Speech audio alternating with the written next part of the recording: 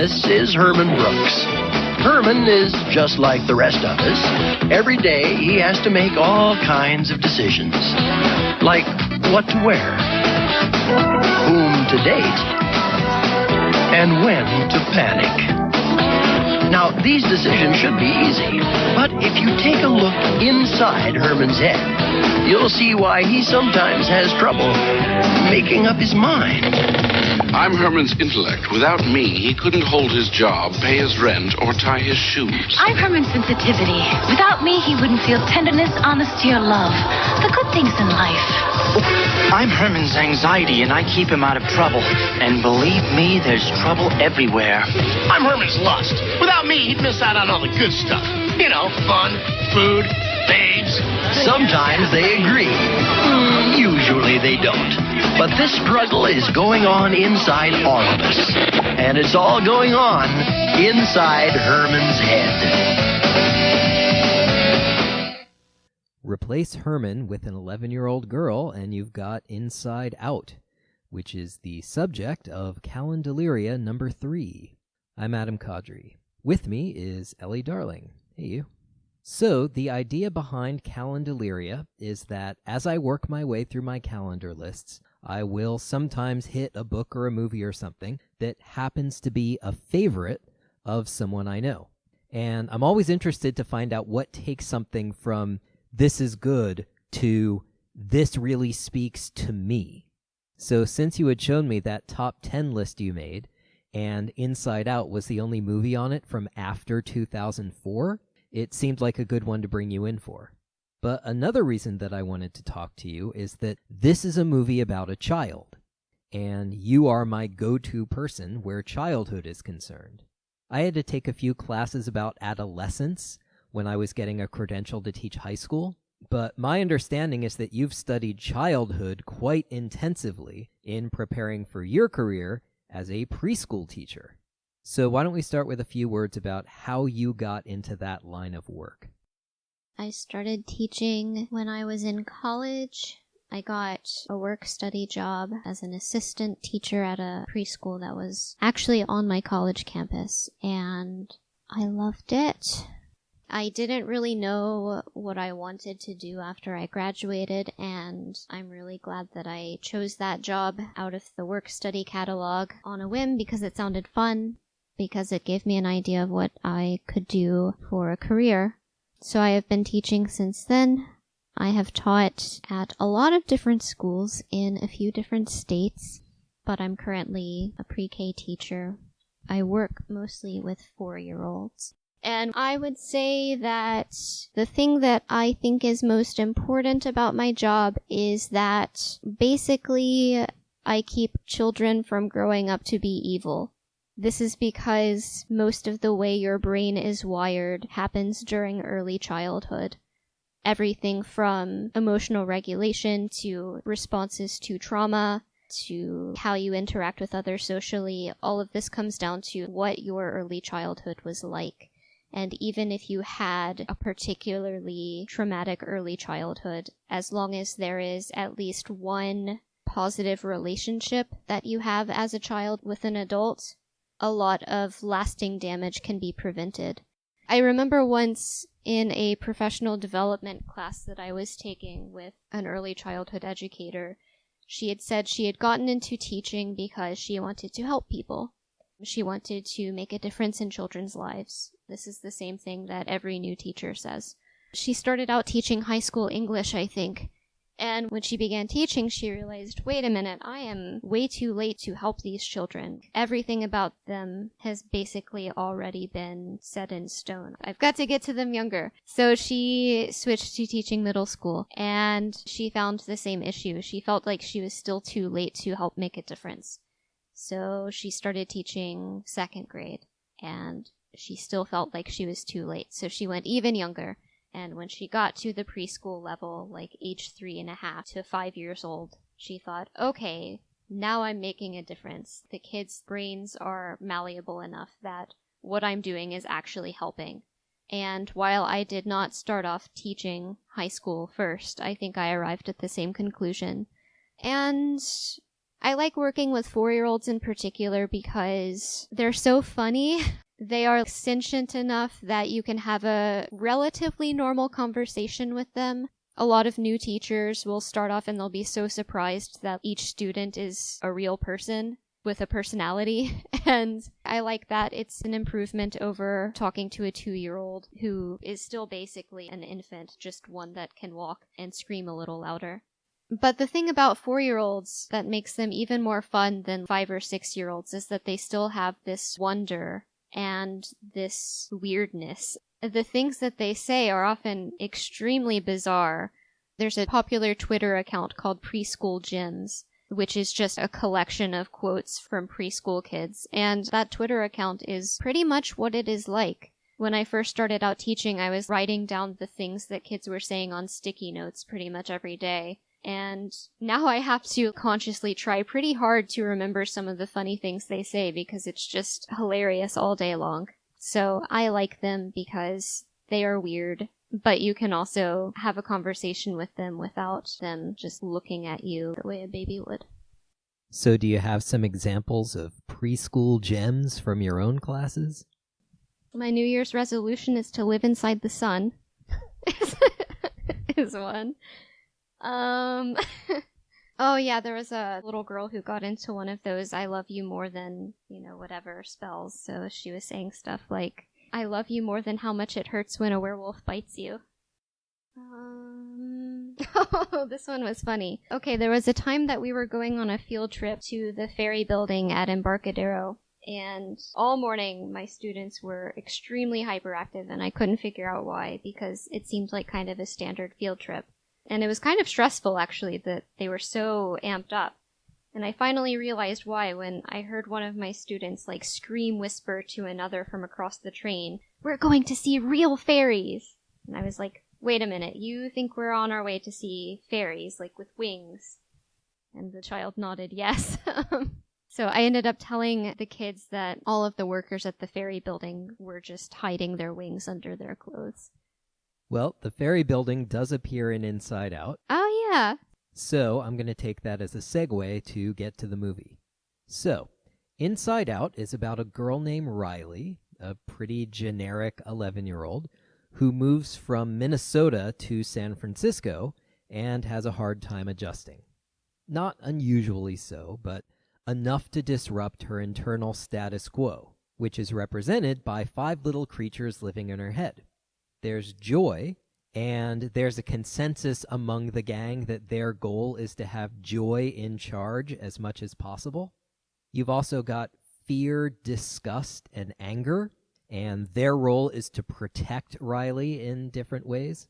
And then there's Sadness, and no one really knows what she does, and the others all try to get her to just sort of stay out of the way. But after the move, Riley's little internal world starts falling apart, and Joy and Sadness are stranded far away from headquarters and need to find a way to get back. Now, one thing that surprised me about Inside Out is that I knew it was about an 11-year-old, so almost an adolescent. And I knew that she'd be going through some kind of emotional upheaval, something kind of serious. So I expected that compared to some of the previous Disney/Pixar movies I'd seen, that this one would be pitched to a slightly older audience. I'd seen Tangled, I'd seen Frozen, and I thought, okay, those movies are based on fairy tales are for kids, and therefore those movies are kids' movies. Frozen in particular has become the center of the 21st century children's canon. My understanding is that for the last 10 years or so, every 4-year-old has basically been watching Frozen on a continuous loop, yeah? Yeah, when you build with Legos, it's always an Elsa tower that you're building. So yeah, I thought those other movies were for kids, but this one is about the beginning of adolescence and is set in modern times. So I expected that it would be aimed at a slightly older demographic. And instead, I was surprised to find that it seemed to me to actually be pitched younger than Tangled and even Frozen. There's a running joke about how broccoli's yucky, which seems like it's aimed squarely at the 5-year-olds. And sure, there are bits that are aimed at the parents too, but even those bits felt childish to me just because they're so safe. Like, commercials sure do get stuck in your head, am I right? You know, Sesame Street slips in jokes for the parents that are both funny in themselves and because it's funny that the writers managed to sneak this into a children's show. Like that skit where Bert's talking to Ernie's imaginary friend and then at the end he starts catfishing her. But about as edgy as Inside Out gets is to suggest that, oh, middle-aged moms fantasize about Latin hunks. And it all just feels like it came out of several rounds of focus groups. But you have a much better grasp of stages of childhood than I do. So did this feel to you like it was made for 11-year-olds, or is Riley more of an aspirational figure for much younger kids? I think they made the events about an 11-year-old to try to appeal to that group as well. But I think that it was mostly pitched at and successful with the preschool group because that is the group of children that is still learning about emotions. I have even seen educators have the cartoon characters from this movie up in their classrooms because we teach about emotions the same way that we teach about shapes and colors at that age level.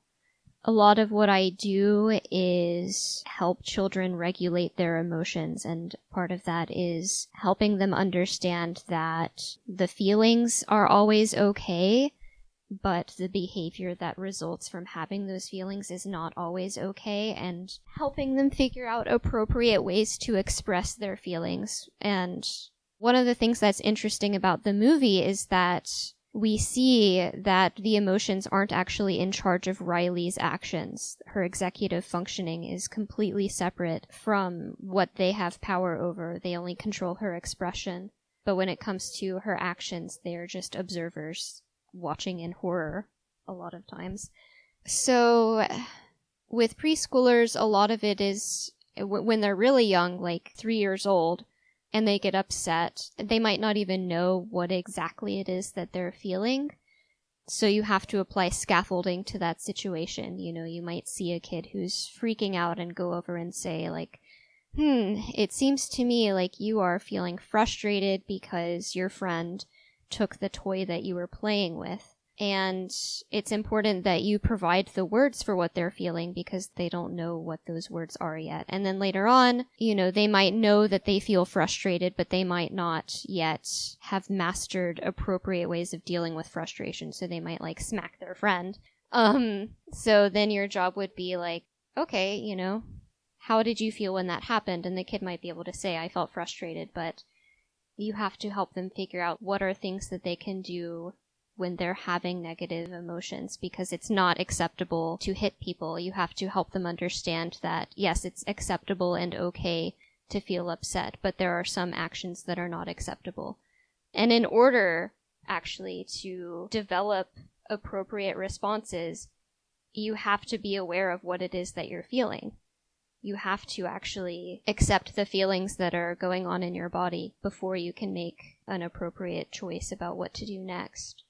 So I think the movie is useful to that demographic because they are precisely the group that needs to know that it is okay to feel sad and that it is okay to feel angry, but it's not okay to run away from home when you are hating life. But yeah, I mean, I think that it being a Disney Pixar movie, they did try to maximize their appeal to as many crowds as possible. So it being about an 11-year-old expands the demographic to the tweens, and then all of the more adult jokes about like abstract thought and whatnot, that's clearly supposed to appeal to adults, and it apparently appealed to me when the movie came out 6 years ago. I don't know that I liked it as much this time around, but I thought it was clever at the time. So what else put this in your top 10 back then? You know, apart from finding some of the ideas clever. I think what I liked about it was that it was the first movie or any piece of media I had seen that had the message that all feelings are not only okay but also useful. because up to that point, I had never really thought that I was allowed to feel angry. I never really felt angry about anything, and the whole thesis of the movie is that even undesirable emotions like sadness are necessary for us to function. What that reminds me of is that the oldest thing I've ever written that's available on the internet is an article I wrote way back in college about Barney the dinosaur. I was working on my honors thesis about generational polemic from the lost generation to Generation X. And I thought it would be fun to write a little piece on the side about millennials, even though they were still children and half of them hadn't even been born yet. So, to establish some context, the baby boomers were a generation that had been the center of attention in American culture for their entire lifetimes. You know, the 50s were about raising kids in the suburbs, and they were the kids. The 60s were about teenage rebellion, and they were the teenagers. The 70s were the me decade, and they were the young adults finding themselves or indulging in hedonism. And then in the 80s, you had all this stuff about 30-something baby boomers looking back and saying, hey, we used to be hippies. How'd we get to be yuppies? And then meanwhile, Generation X, we were the latchkey kids who'd had to raise ourselves while our parents all got divorced and left us to our own devices.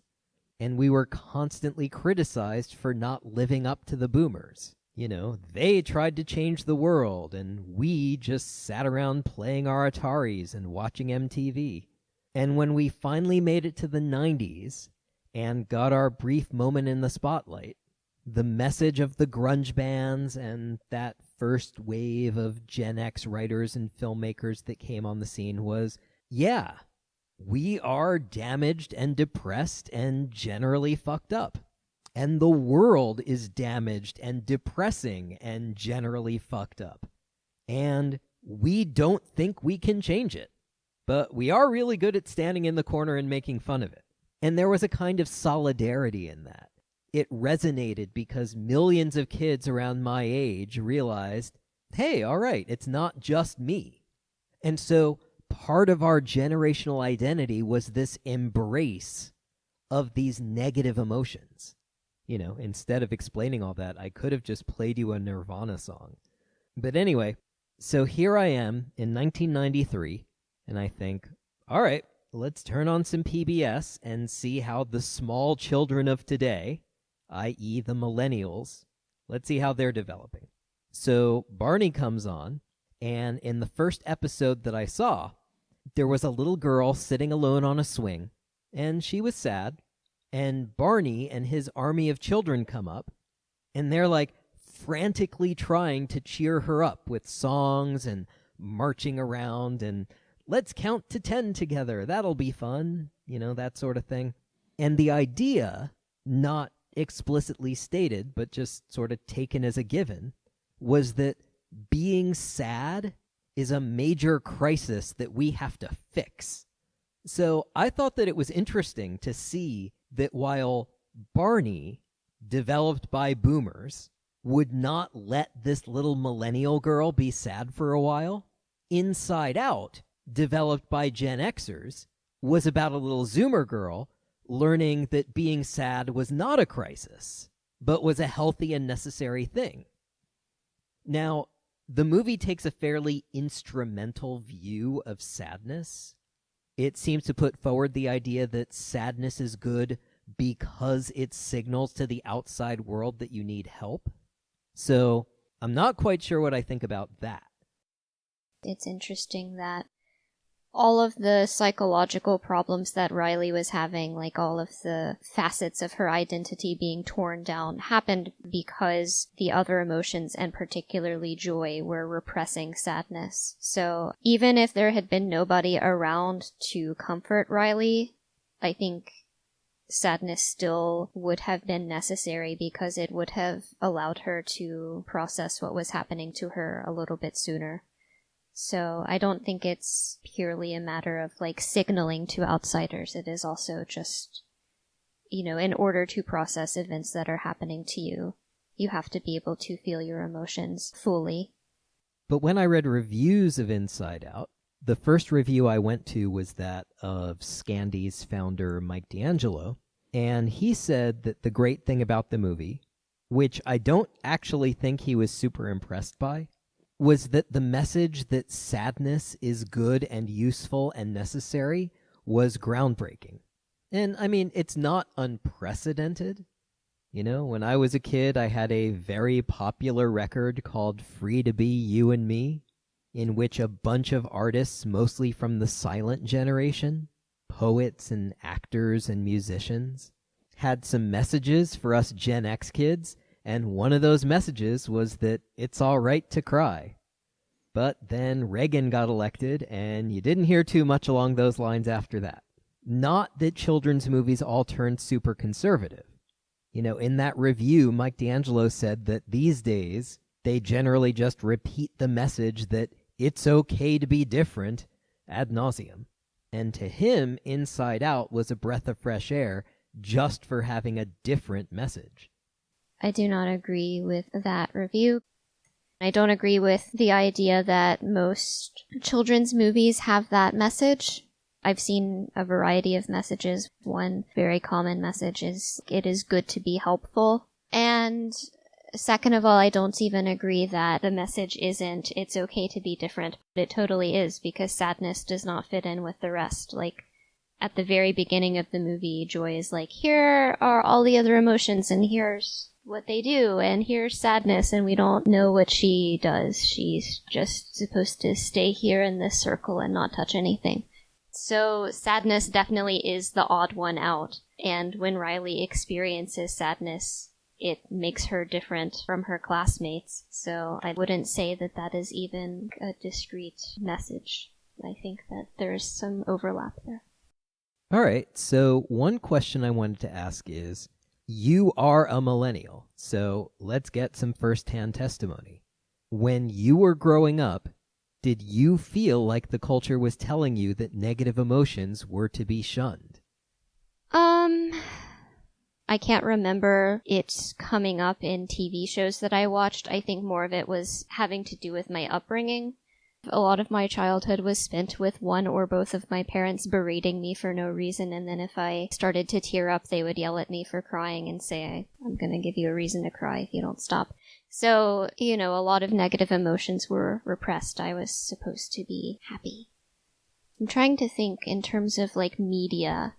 I don't think that I necessarily felt that way due to anything that I watched. I mean, Mr. Rogers was very much about getting children to express their emotions in appropriate ways, whereas Barney was tugging me in the opposite direction and saying I must be happy at all costs. I would say probably my favorite shows when I was a kid, though, were Blue's Clues and Scooby-Doo.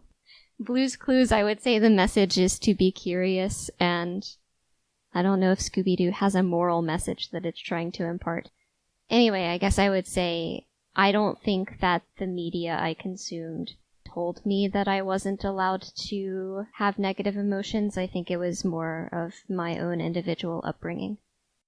That's interesting in that two of the shows that you mentioned, Barney and Blue's Clues, were for millennial and very early Zoomer kids, while Mr. Rogers and Scooby-Doo, I mean, those are Generation X touchstones. So I guess it goes to show something that I've talked about in a few articles that I've written about stories set in the past. Like, you take something like The Ice Storm, which is set in 1973. Not everything in that house should be from 1973. You know, that family should have stuff from the 60s and the 50s and even before. Like, here in 2021, my apartment is full of stuff that I bought as far back as the 1990s and even the 80s.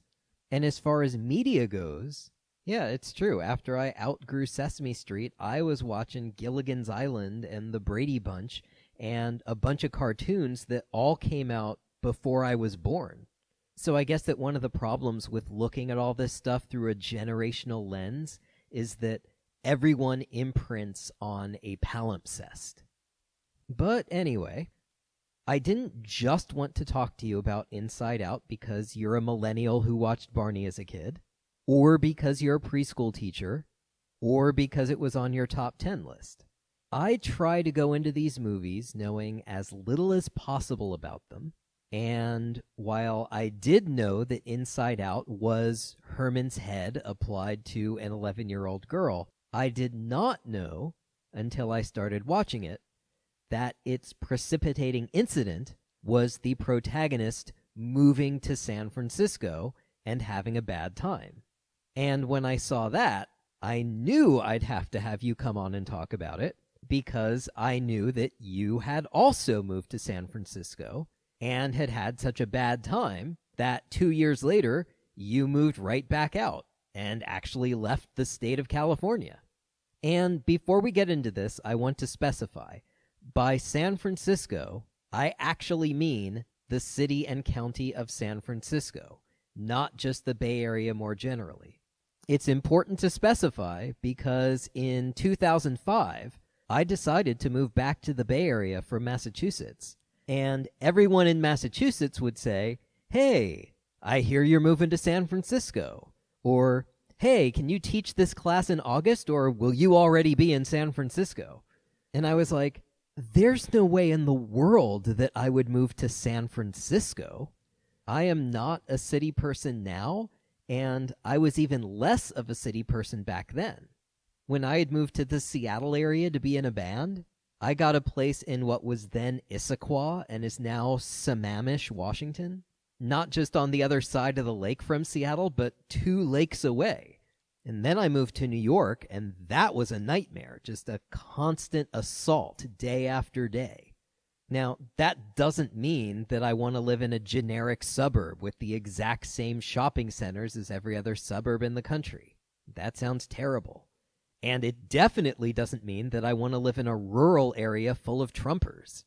I need a place where I can get a really good burrito and a really good slice of pizza, and where there's a grocery store with 7 kinds of eggplant, but which is still built on a human scale. And that means a college town.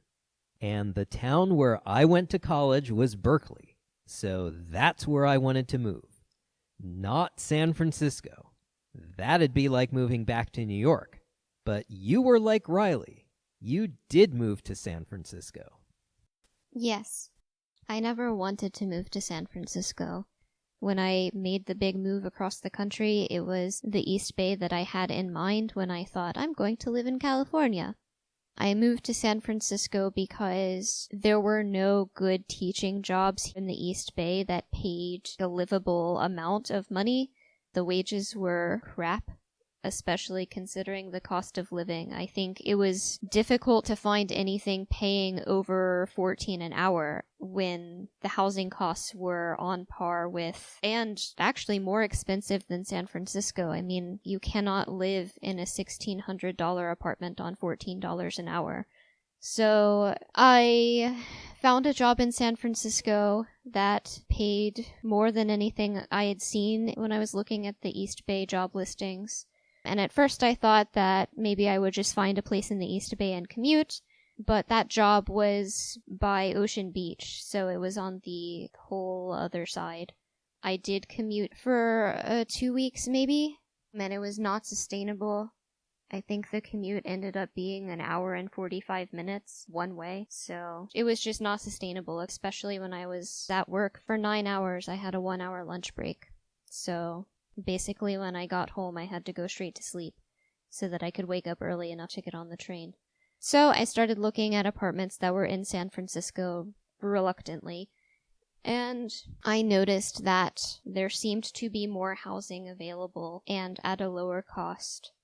Basically, I found the first cat-friendly apartment that I could get. Oh yeah, that's the other thing, is none of the apartments were cat-friendly because most of the apartments in San Francisco are illegal, like they are single-family homes that have been split up into separate units.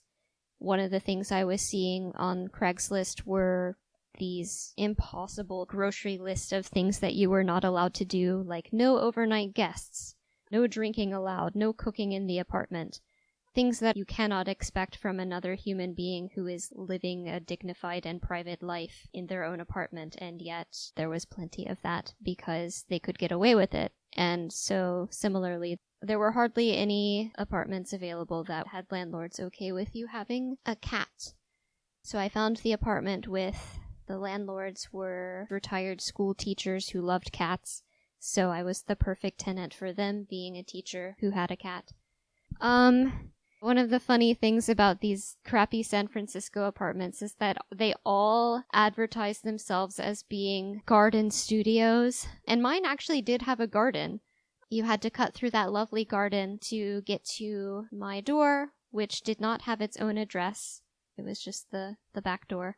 I mean, it was a room adjacent to the garage, and it was not livable, which became more apparent as time went on. A colony of mold began to grow on the ceiling of the shower because it was poorly ventilated. There was also rust growing on the walls. And then it really became a garden apartment. Yeah, that was the final straw. The second to last straw was the whole thing about the plumbing. Some people moved in upstairs, and they messaged me one day saying, "Hey, did the landlord tell you that you weren't allowed to flush toilet paper?" And I said, "No, that's bizarre. He's never told me that." And then immediately after that, I got an email from the landlord saying, "Hey, by the way, just so you know, you're not allowed to flush toilet paper because our pipes are old and they can't handle it. So you should just throw away your toilet paper instead." And when I complained to the upstairs people about this, I was like, this is not even legal. Like, it violates the code of habitability because it's the landlord's responsibility to make sure that the plumbing is in operable condition and all pipes should be able to handle toilet paper. And the upstairs people didn't seem to think this was a problem. They said, "Oh, well, I guess we'll just get a covered trash can for the bathroom." After that, every time I went to take the trash out, I would open the trash can lid and an overwhelming smell of human feces would waft out of the trash can because they really did obey his orders. So that was the second to last straw. The last straw was when I was already upset about that plumbing issue, and I happened to be cleaning my kitchen one day and I looked behind the fridge and I saw there was a tree growing through the wall into my apartment. A whole little sapling. And that was when I knew that I had to get out of there. And my second San Francisco apartment was not any better. Initially, it seemed like it would be good because it was a one-bedroom as opposed to a studio, and it seemed pretty clean. Didn't seem to have any major issues, and I wanted to get out of that first place as soon as possible. But when I moved in, it was worse in some ways than the first one. There was the fact that the other downstairs neighbor cooked fish every night for dinner, and I don't know if her kitchen stove funneled through my vents, but you could also smell it through the walls, too. Every single night, my apartment ended up smelling like fish. Sometimes it was deep fried, sometimes it was this creepy eel smell, but every night it was fish. And then there was the guy who lived upstairs who was actually literally on crack. Yeah, I knew that guy was not going to be the best neighbor in the world when I was helping you move in, and he was blasting that French music at 150 decibels directly into your kitchen. It was amplified by that stairwell. Pretty much every sound that happened upstairs was also amplified. I could hear everything, every footstep, every belch. I could hear everything that happened in that apartment. And in the last 2 weeks, when the upstairs neighbors got 6 Pomeranians, we could hear every aspect of that too. The constant barking.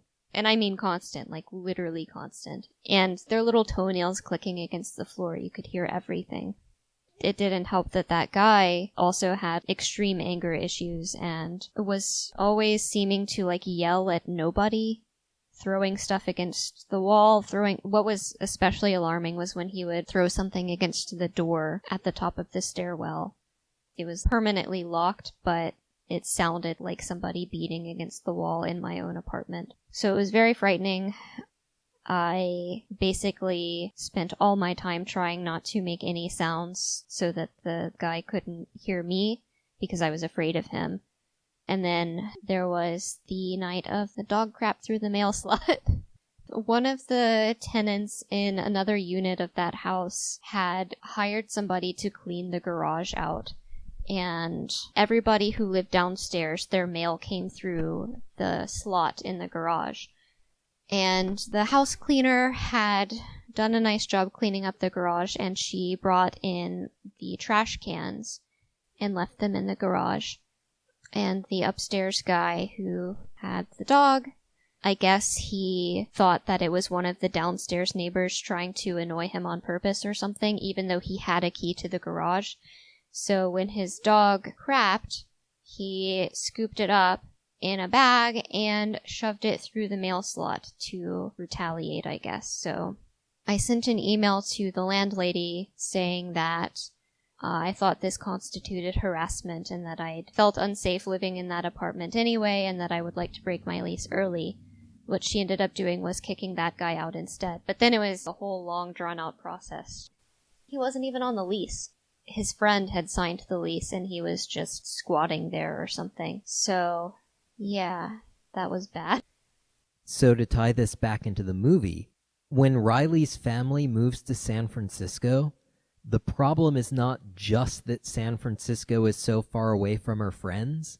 It's not just that it's a strange climate and she can't go ice skating anymore. It's that she used to live in a regular house in a nice neighborhood, and now she lives on a scary, narrow street in a small, rundown house with dead mice, where her room has this low, steeply angled ceiling. So if the question is that really what it's like living in San Francisco? The answer is actually no. That's what it's like to live in San Francisco if you're rich. Her dad is apparently running some kind of tech company, and this is the house that he gets. One of the criticisms I've seen about this movie is people saying like, oh, Riley doesn't even have a right to be so upset because she's so privileged. Like, look at her. She's got this whole huge house, and why is she so sad? I would kill to live in San Francisco. And, first of all, like, you cannot apply that sort of reasoning to a child. And second of all, like, I don't think that just because that's how much it costs, that makes it good.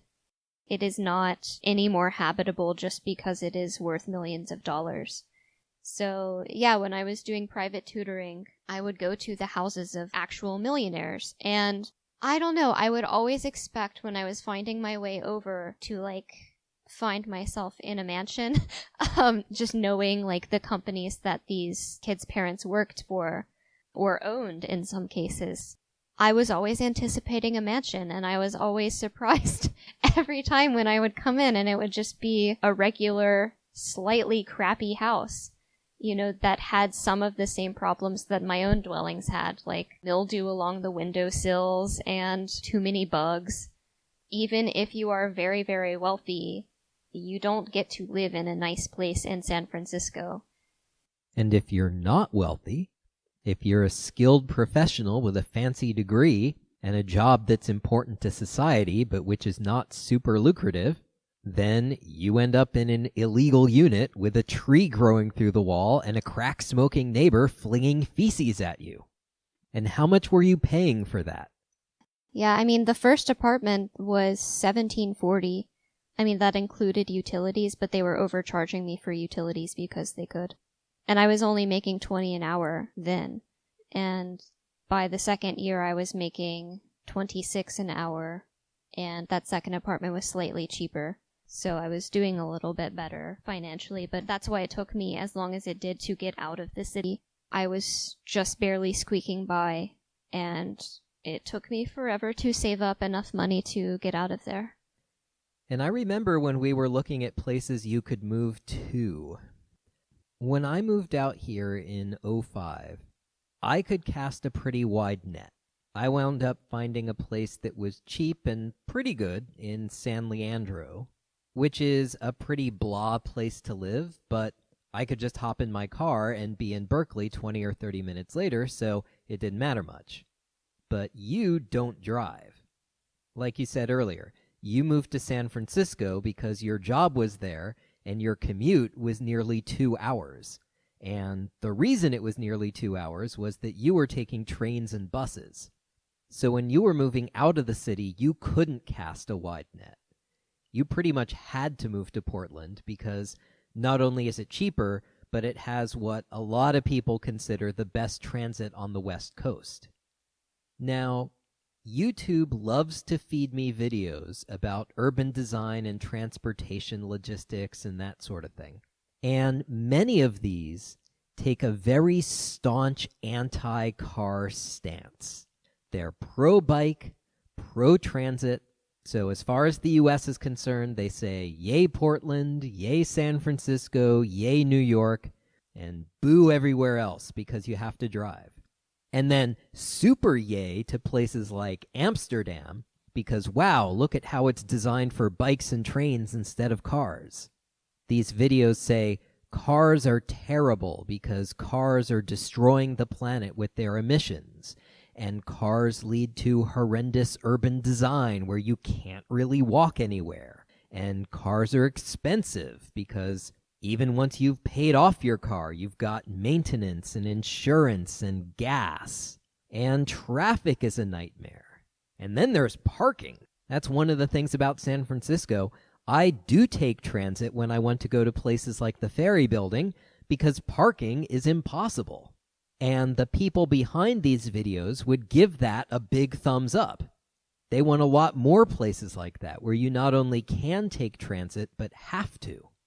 And these videos are absolutely right. These are 5 huge problems with cars. However, what these videos leave out is that cars also have many, many great advantages. For instance, cars will take you point to point. You get to sit in a comfortable seat. You get to be in a closed environment. That means that you're protected from the weather and you're protected from randos sitting next to you. You know, even when those randos are perfectly innocuous, in a car, you have the comfort of being in your own little space instead of being taxed by the demands of a public space. But the randos are often not innocuous. The signs say, don't play loud music on the train. Someone's always blasting loud music on the train.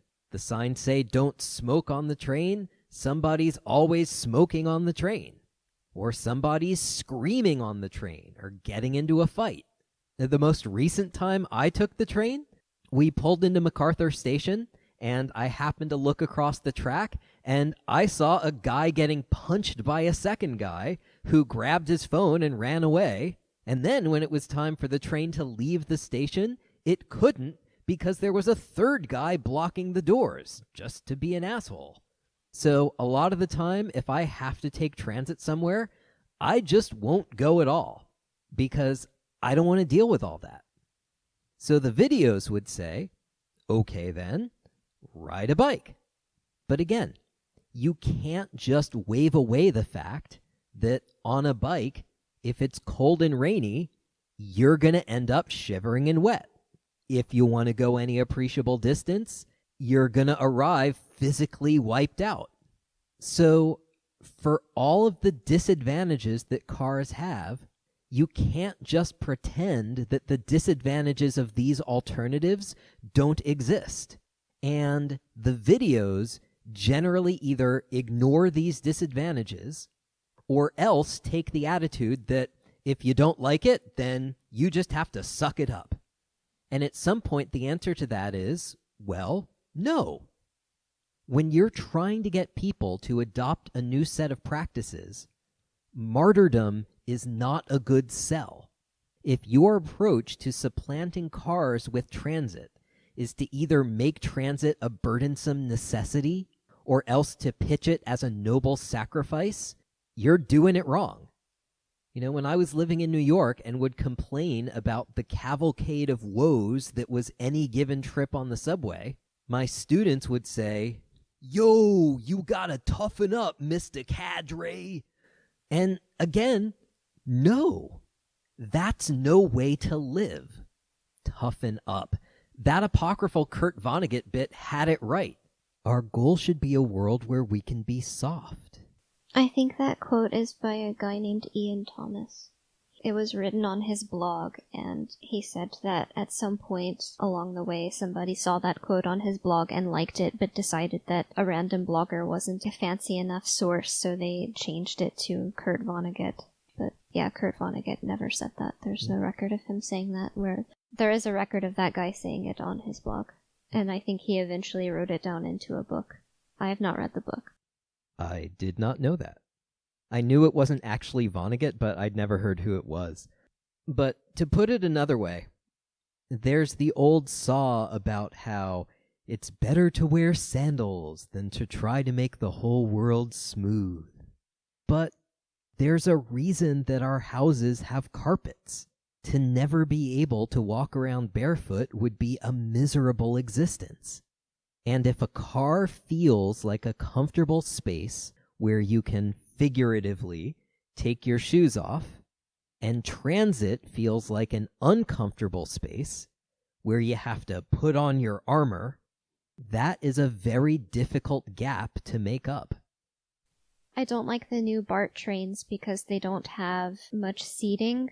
They recognize that most of the time in the mornings, people end up standing and holding onto the loops because there's no more room to sit down. And so to make more space for people, they cleared out some of those seats and made it almost entirely standing room. But, you know, the problem that I have with that is, like, I want people to be comfortable. Even if you don't have a disability, or even a visible disability, you know, there are plenty of people who have problems that make it difficult to stand up even though they're not in a wheelchair. It is uncomfortable to stand up and be jerked around by heavy machinery, especially first thing in the morning or after a long day at work. I don't want people to be martyrs and stand on their tired feet because that's what they decided would be best. I would prefer for them to make more trains with ample seating and just hire more conductors to run the trains. There are other ways of doing this that do not contribute more suffering. I think so much of riding public transit involves a degree of martyrdom, and I don't think it has to be that way. And we're sort of skirting around the worst issues by sticking to mild stuff like loud music and sore feet. Like, I mentioned the mugging I saw a few days back, but I know you saw far worse on a regular basis commuting in San Francisco. You know, I have seen many verbal and physical altercations on the train. I've seen many people doing hard drugs openly with instruments I don't even recognize. They're holding devices that don't even look familiar to me, but because they are so weird looking, I know that it must be drugs. You know, they're injecting something into their skin. There was one where these people were fighting on the bus, and person A was like, "Fuck you," and person B was like, "Fuck your mama," and then person A was like, "Fuck your ancestors." That was a pretty funny one. I don't know, I've seen, going by on the bus, I've seen people, like, taking a crap on the sidewalk outside of the Walgreens. It's just every form of abjection that one can be exposed to, I have encountered while riding transit. There was that guy with his skateboard who was slamming it against the seats to scare people, and he ended up, like, targeting all of the women, yelling at the top of his lungs about how we were all bitches. I ended up getting off the train and, like, calling an Uber to get the rest of the way to my destination. And as I recall, it was stuff like this that left you pretty skeptical of all the defund the police rhetoric that was ramping up during your time in San Francisco.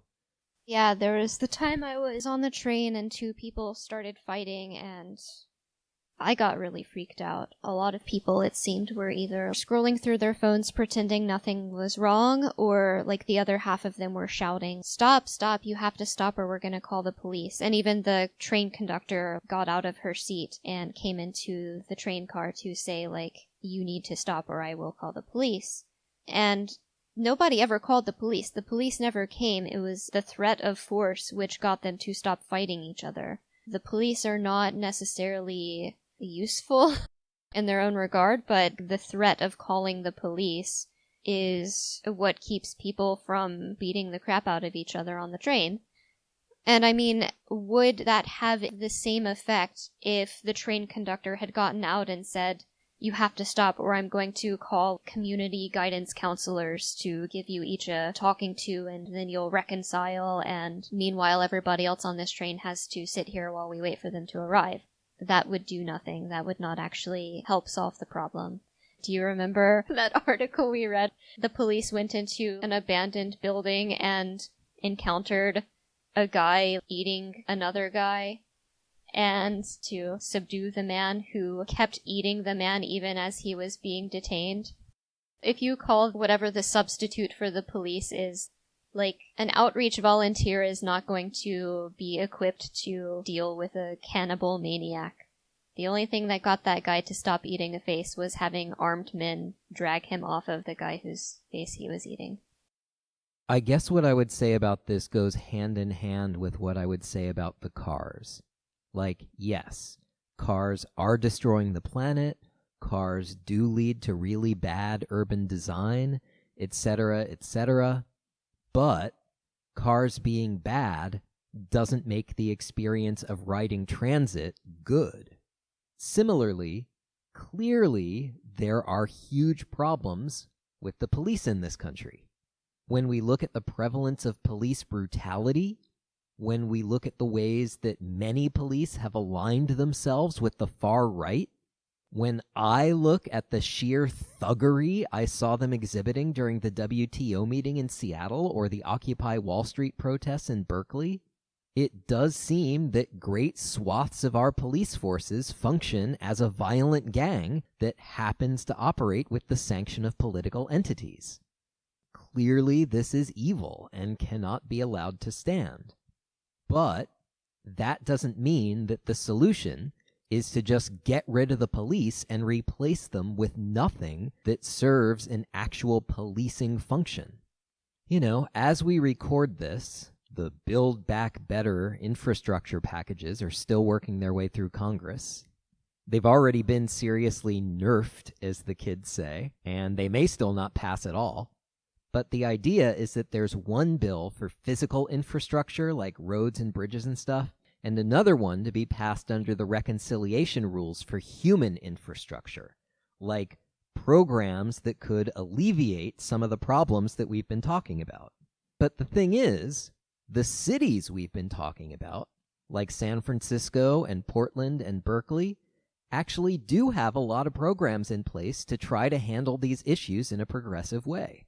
But you and I have both read plenty of articles that demonstrate that no matter how much money you pour into these programs, you hit an impasse when people refuse to accept the help because it'd mean living by someone else's rules. And it seems like a lot of people just can't abide rules. The sort of people who are blasting music on the train, or refusing to wear masks in the middle of a pandemic. I don't know. I mean, Franklin Roosevelt divided his 4 freedoms 50-50 between freedom to and freedom from. You know, freedom of speech and freedom of worship, those are freedom to do things. Freedom to say what you want, and freedom to believe what you want. But the other two were freedom from want and freedom from fear. And I think that one of the fundamental problems with this country is that we tend to privilege freedom to over freedom from. You know, in a total state of nature, ultimate anarchy, you are free to do whatever you want, whatever you are physically capable of. But the problem is that you are not free from the fear that someone will round up a gang of followers and kill you and burn down your house and enslave your family. And the freedom from that fear, that is the heart of civilization. The fact that you don't have to be a warlord to survive, that you have the freedom to be soft. And that means giving up the freedom to kill people and burn down their houses and enslave their families. It also means giving up the freedom to blast music on the train, or smoke crack on the bus, which I saw firsthand back when I was visiting you in Baltimore. And obviously there's a balance. You don't want to live in a totalitarian dictatorship. There are lots of things that even I don't want to give up the freedom to do.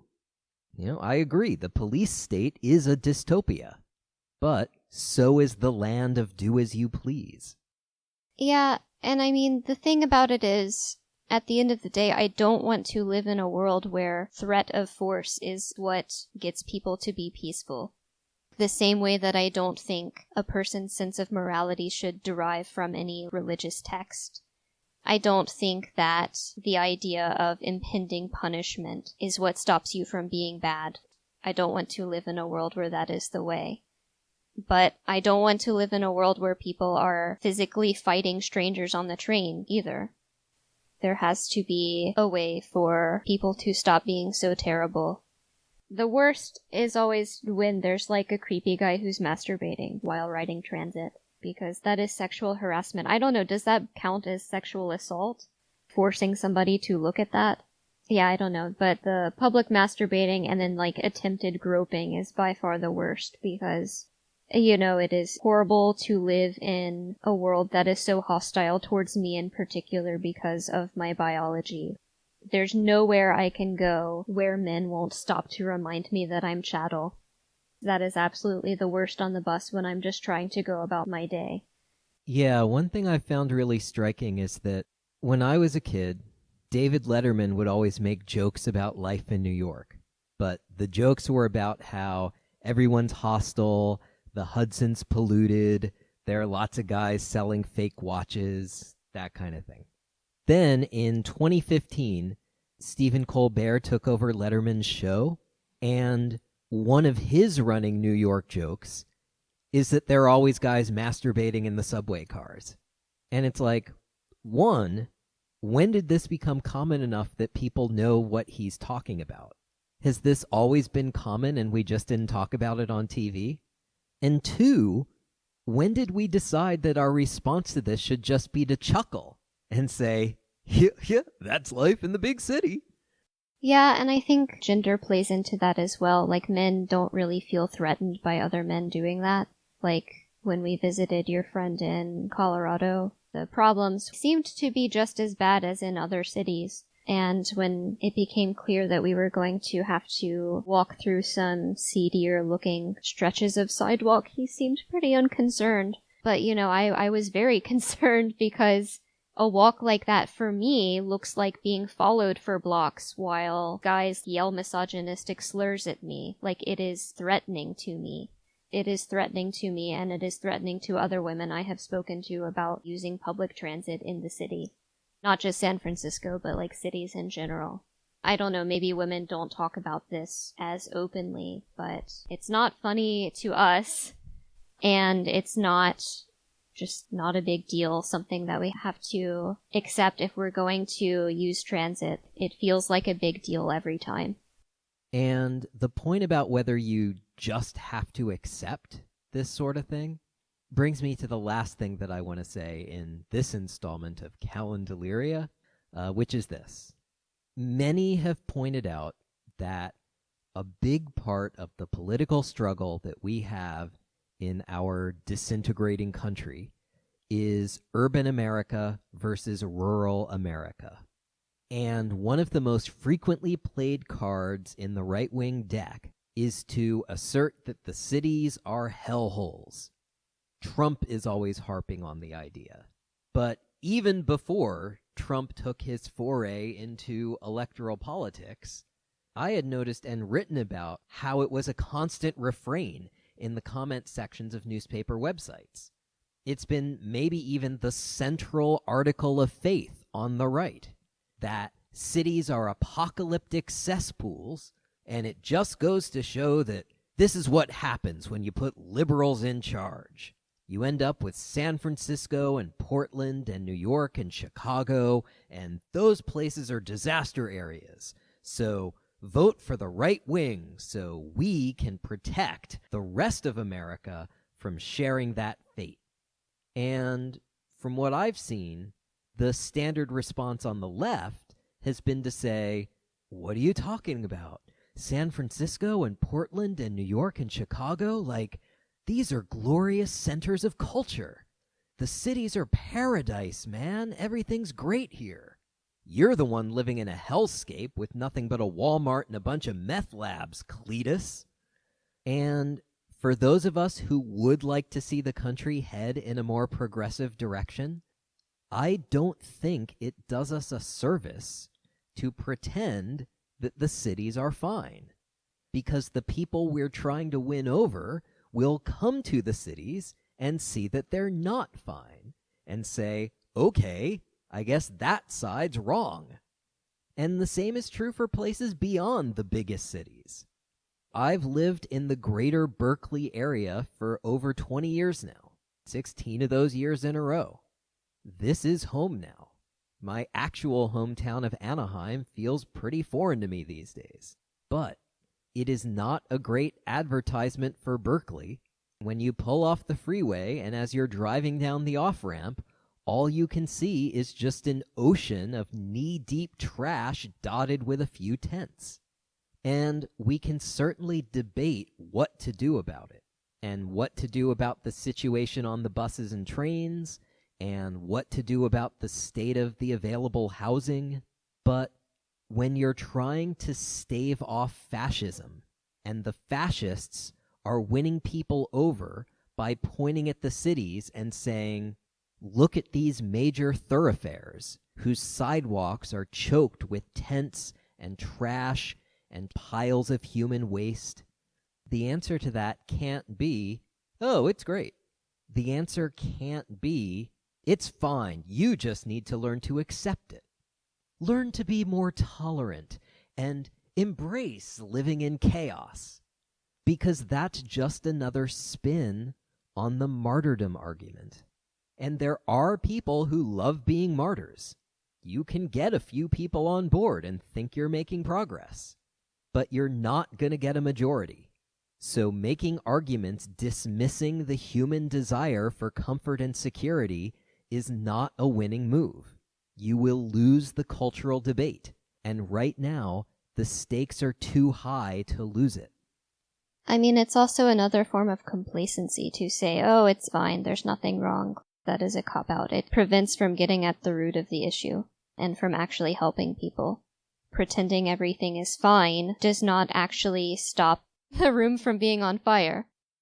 And that's what we have to say about Inside Out.